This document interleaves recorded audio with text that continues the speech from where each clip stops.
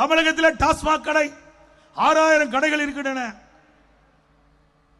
அந்த டாஸ்மாக் கடையில் ஒரு நாளைக்கு ஒரு நாட்களுக்கு 1.5 கோடி பாட்டில் விற்கிறது.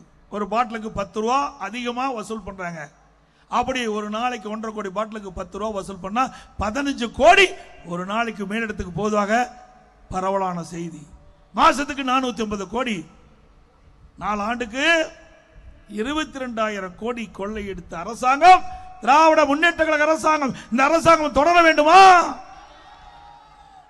நீங்கள் பார்த்திருப்பீர்கள், ஒரு வடமாநில தொழிலாளர் சென்னையில இருந்து திருத்தணிக்கு ரயிலே செல்கிறார். 4 சிறுவர்கள் அவரை பட்டா கத்தியோடு கஞ்சா போதையிலே கடுமையாக தாக்கிட்டார்கள். கெஞ்சுகிறார். எல்லா வலைதளங்களும் வந்திருக்கிறது. எவ்வளவு கொடுமையான நிகழ்ச்சி! இப்படிப்பட்ட ஆட்சி தொடர வேண்டுமா? இன்றைக்கு கஞ்சா போதை தமிழகத்திலே தாண்டவாடி கொண்டிருக்கிறது. போதைப்பொருள் நடமாட்டம் அதிகரித்து விட்டது. சட்டமன்றத்தில் போதை நடமாட்டம் அதிகரிக்கின்றது. அதை தடுத்து நிறுத்தல் என்று முதலமைச்சருடைய கவனத்திற்கு நாங்கள் கொண்டு சென்றோம்.